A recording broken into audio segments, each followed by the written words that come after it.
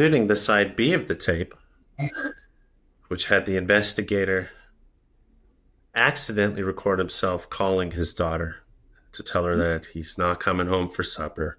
And I wish I was kidding, but that really fucking happened. Because Was her name that's all that's Susie? on side B. No, I actually don't remember.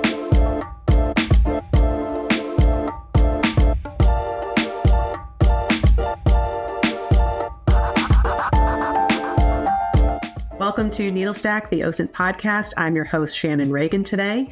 And a quick warning before we get started. If you're listening with young OSINTers, there will very soon be curse words in this episode, so shuttle them out of the room quickly. And that is because we're joined by two very awesome people, Justin Seitz and some lawyer, as we'll be referring to her.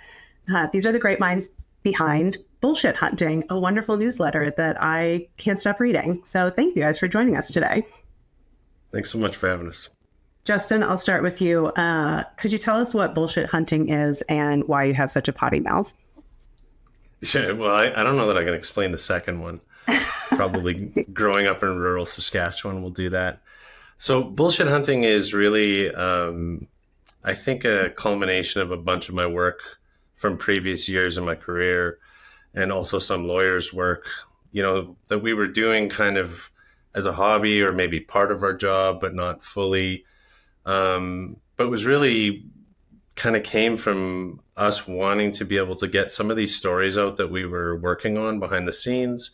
But also we realized like a lot of people needed to be taught how to do kind of basic research stuff or how to chase down public records. So a lot of the stuff we found we were looking at was bullshit. It was bad forensics, bad process, bad prosecutors, bad witnesses, just bad everywhere. So it was kind of like, this is bullshit, and we need to teach people how to hunt this stuff down, kill it with fire. One of the things that I loved about Bullshit Hunting, there's definitely OSINT tips and tricks throughout. But the series of The Hunt has been fascinating. And I think really shows the interaction between OSINT and legal that you guys bring to the table. Could you tell us what The Hunt is? And, maybe as well as some of the exoneration cases that you highlight on your newsletter. Sure. Yeah. So The Hunt really came from a case that started here in Canada, which was the Neil Stonechild inquiry. I had started looking at this case for an unrelated reason and stumbled upon the fact that the two police officers that were ultimately, found guilty, not of a crime, but in an inquiry, they were actually innocent. And their guilt was based upon absolutely egregious science that was not science, by someone who clearly had a problematic history. So as I started following that problematic history backwards, I found the case of Doug Mauser in Stanislaus County in Modesto, California. Had the same forensic expert. And it was then that I think I realized you can't just walk away from these things. And this is actually, a lot of this stuff is beyond my skill set. I need help. And it happened by accident. I was not out to exonerate anyone. I was actually trying to find police corruption here in Saskatoon, Saskatchewan. Now we find ourselves with a handful of wrongful conviction cases, primarily in California, but we've helped in cases kind of all over the U.S.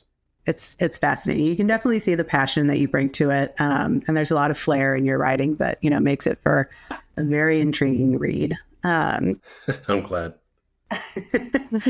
So, Lawyer, I'll pivot to you. How did you get involved in this, maybe what started as an OSINT project, but definitely had, this legal framework to it? Well, the easiest answer is Justin asked, and I can't be stopped. I think I'm a naturally nosy person. So if somebody asks, will you take a look at this? I think there's something weird here. And the Mauser case is so weird from a legal perspective.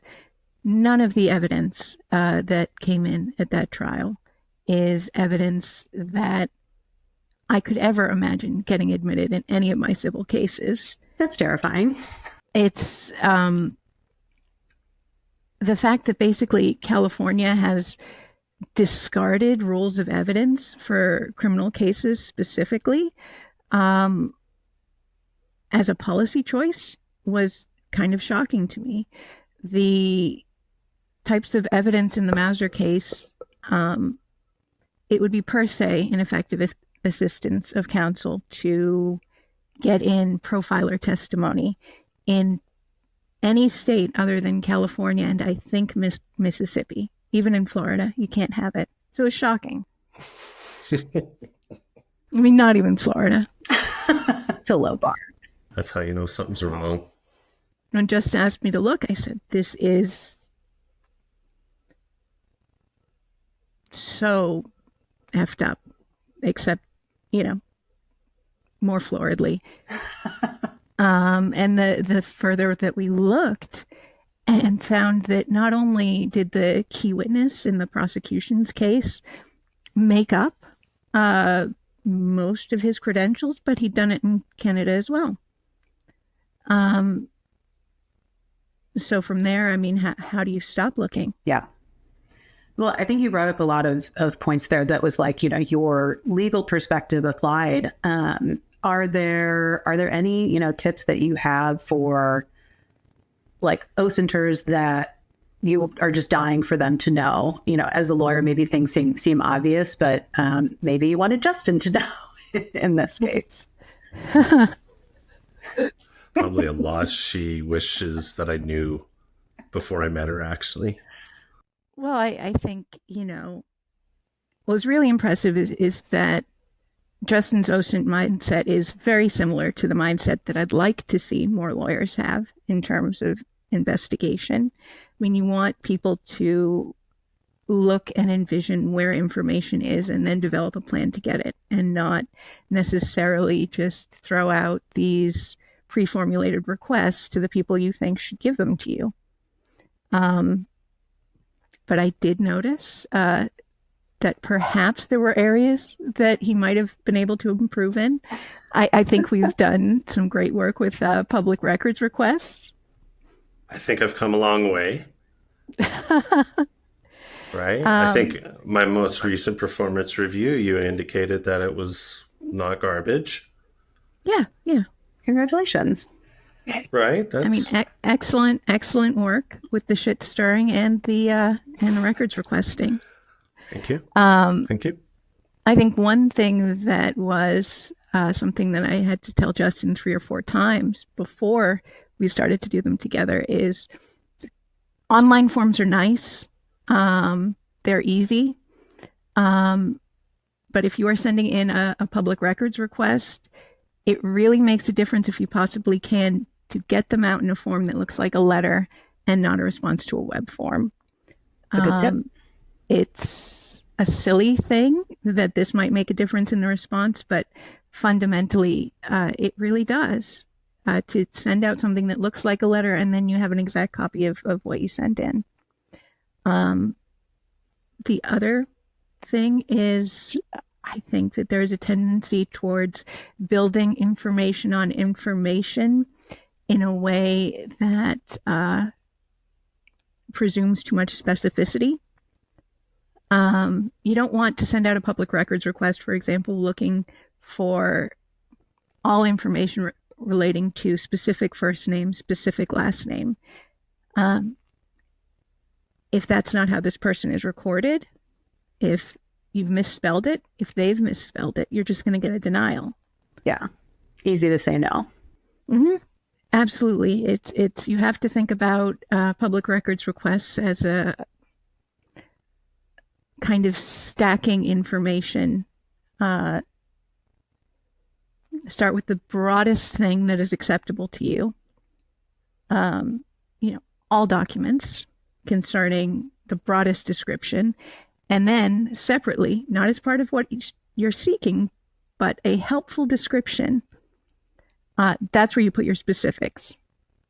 So if you're looking for an arrest report about an incident in a bar, a lot of people would say, send me the arrest report for Jason Stone at the, 8-Ball Bar on January 1st. Hold on. Is that like a ex-boyfriend? What's the deal with the specific that name? Sounds like personal injury and lawyer. The bar sounds. Is there a story here that you want to share with the group? I didn't want to use John Doe, and it's a law firm I drive by.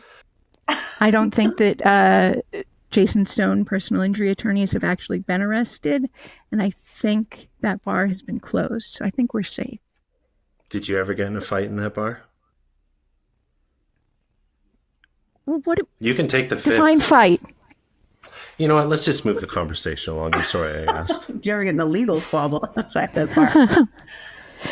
So if you want to find something out about a specific, don't say arrest report. You don't want anybody to say, well, wasn't specifically an arrest report. He was only detained. Start with a broad date and time and a location and all documents about, and then separately say, I'm looking for information concerning something where the police responded to this address on or about this day. We believe that such and such individuals might have been involved. And that way, if it's not how they categorize information, you're not walking yourself into a denial. Great tips. Public records requests come up a lot in the hunt. Justin, what were you bringing to the table? What were you doing all this time? How did your OSINT background, aid some of these requests? I think it's just the tenacious rundown, every date, every name, try to get as much background as possible, try to know more, know as much about what we're going to get back in advance. Because it's also important to know how and when you can call bullshit on people. So, just everything we do is backed by a lot of research. And so for me, it was always just like building out these extensive timelines and maps and, having 10 different ways of telling them that they're full of shit was important to me.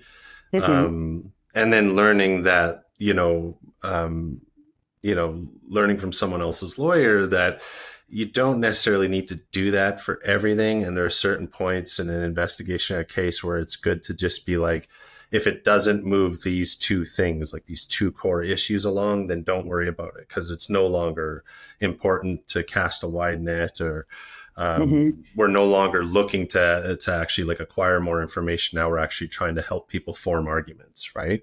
Or form like information arguments, like pointing these things into something that's much more cohesive. So I can be kind of bad for wanting to just continually, I want to run everything down forever. And also I think it's the feeling in this particular county that there's more. There's more people that could be wrongfully convicted. There's more people we know that have been. And so I think there's also that like trying to be thorough, but not trying to get too wrapped up in the details. But that thoroughness and the intelligence and kind of sweeping things together and knowing how to boil information out and isolate it and chase it down, that's kind of where I was useful. For those critical pieces that you really, really do need, that you are going to, kind of spend the effort to get, are you kind of crafting your request, like thinking about rebuttals or like making clear, like, I know you're full of shit, like, give me what I'm asking for? It's so dependent on the person receiving the request and the context, right? So I had tweeted recently that there's like this large organization in California that does not have a very good reputation publicly, but their information office has been a delight to deal with. Their attorneys have been easy to deal with so far in their information office. It's really strange. Okay. Some, you'll then move to size like a state organization. You'll move to a county that's like super helpful, right? They'll call or they'll ask for clarifications, and the next one over will be like, denied, fuck you, denied all week long, right? That's all I get. And then it's kind of like a game for me. It's like, okay, well, what about this? What about this? What about this? And we've had situations where people just turn over records because they're like, "Oh, just leave me alone. Just go away." Nice. I don't, though. Wear 'em down. So I'm back again in that case, and I hope they've learned that, yeah, that's not going to happen. So it just depends. And then federally, it's like it just goes into this big.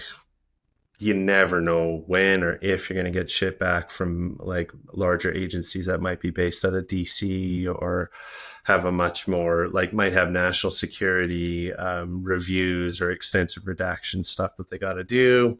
It's just, you don't know until you start engaging with an information office what you're dealing with. And sometimes they like you until they don't. And then that you can easily just stop receiving stuff for no reason. And then you're kind of forced to litigate. Your California comment reminded me recently. I heard Californians are nice but not kind, and like New Yorkers are kind but not nice. So maybe that fits that dichotomy.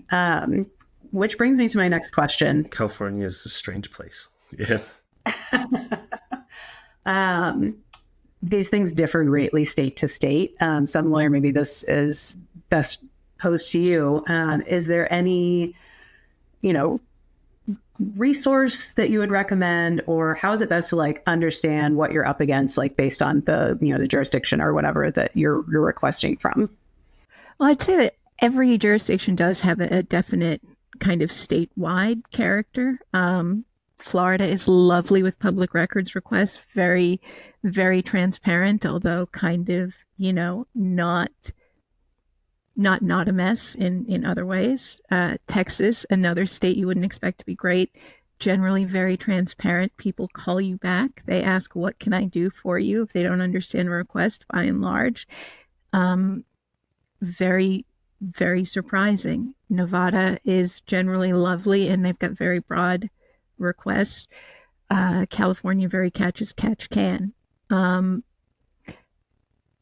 The best resources for kind of getting a handle on a state's public records law is if you find the agency that enforces it, it's usually the Secretary of State. Often there is a policy manual that they follow when reviewing requests, and that'll give you a sense of whether they're more presumptively open, like Florida or Texas, or presumptively closed, like California.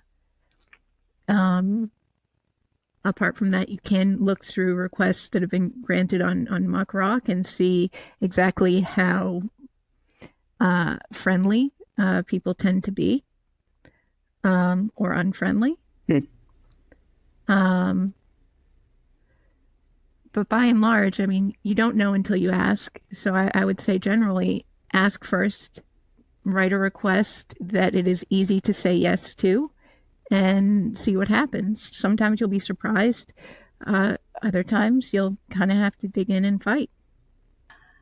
I did want to ask one more thing on records requests, because I feel like this is really, really critical and shows, the intersection of OSINT and, legal.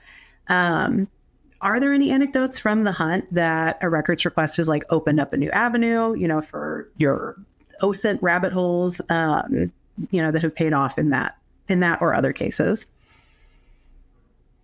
Oh, I want to defer. I'd like to defer to counsel. I'm going to defer to counsel. It's like fear and loathing. And I'm Hunter S. Thompson, and this is my attorney. And I'm the 500-pound Samoan attorney. Yeah, sure. Fine. Hey. I mean, do we want to talk about the recording that we got? Yeah, totally. What's a gooder? So that is the essence of, if you keep throwing well-written public records requests at people until they are exhausted, sometimes you get something that you didn't even anticipate that anyone would give you. We had been throwing public records requests at this county for several months, I think. And eventually they asked Justin if he wanted to have a call with them to figure out what he really wanted. And at that point, I think they got a little bit scared or desperate, or were just trying to flail around. So we had been asking in California, there's this public records exception that's not universal, where if they have given something to somebody else, even if it's otherwise exempt, you can have it too. So we had knowledge that the case we were looking into had been on forensic files. And there were images from forensic files that could have only come from the authorities we were requesting from. So we started throwing out requests for everything that they'd given to forensic files through their specifically named production company, etc. And that was the one that I think made them nervous enough that they wanted to talk to Justin. And I think they backed down from it. I think they decided they didn't want to talk to you. Yeah, they never, like, I'm friendly. And they decided that they didn't want to talk to me. They stood me up. Yeah, I'm a super nice guy. To make him feel better, I think, to help his feelings, they sent a recorded interview with one of the other suspects. Oh, no. Okay. Detailing his alibi. Mm-hmm. And a transcript. And in one spot, they circled part of his statement and said, "This is a lie." Oh. And we're like, so you wouldn't give me like what your current address is before in a records request, but now you're giving me audio files of an interview plus a transcript. And clearly mental work product of the investigators. Including the side B of the tape, which had the investigator accidentally record himself calling his daughter to tell her that he's not coming home for supper. And I wish I was kidding, but that really fucking happened. Because that's all that's on side B. No, I actually don't remember. But let me tell you, I laughed my ass off when I heard that and went, "What? Why did you give me this? Like, what law were you following in this case? But you won't turn over waivers to a production company. So does that mean you were uninsured while you were shooting that stuff? I mean, we can do this like all day, right? And I think that is kind of the point that they understand, which is that if you're going to be evasive, like, we're going to eventually just continue to box you into a corner until, like, you have to, like, this is the law. The public deserves to know this stuff. And in particular, if you have a bunch of fairly well-credentialed people saying that your county has done something wrong, the more evasive you are, the harder we're going to come at you. Mm-hmm. I mean, they're learning this now, a year later. I don't think that last year they took it seriously. And I think that, like, it's one of those things that investigators, particularly people who are not working for money, which we're not, we're doing it because you have done the wrong thing and we're trying to fix it. So we're not going away, right? And records exist forever. Well, aside from the boxing in technique, were there any other, like, OSINT techniques, methodologies, data sources, resources that you just find yourself coming to over and over again in these types of investigations? Mm.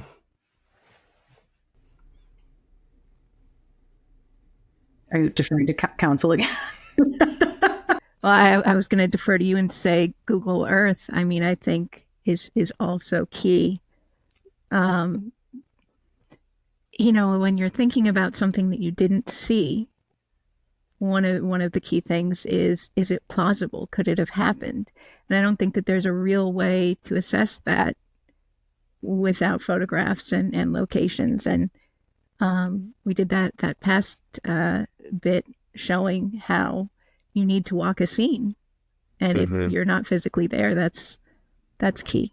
Honestly, I have learned, like, so much about legal databases and how to search, and that has been incredibly useful and helpful. And And that, like, a lot of that is somebody else's lawyer just teaching me, like, here's how you search in Pacer properly. Like, here's how cases are cited. Like, even in Canada, our court system's nowhere near as complex as yours, right? Like, I still struggle with what is the difference between a circuit, superior, like all of this stuff. So there's all of these things. And then also, before I started working with her, I didn't spend a lot of time doing county record searches and stuff, like on a case-by-case basis. Now it's like automatic. And just learning, like, getting someone to teach you why and where to look and what you can find in those spots was crucial. So for me, like, getting a whole bunch of kind of education around not only records requests, but how to do kind of more legal research and then turn that into intelligence, right? Any other parting words of wisdom for OSINTers or legal professionals that are looking to wade into a hunt of their own, a bullshit hunt, perhaps? Always on letterhead, never the web form. I just can't repeat it enough. Make it look legit. Yes, look like you own a stamp. So I don't own a stamp. I don't have multiple envelopes either. Okay. I mean, the business kind, the manila kind, you want them to think this is a person who has access to flat envelopes and knows how to use them. A guy sent a couple of letters with no letterhead, and now he just never hears the end of it, is what it is. My tip, party hard and moisturize. Okay. Well, what do you need to know? That was 2 tips, actually. Depends on the party. No, it doesn't.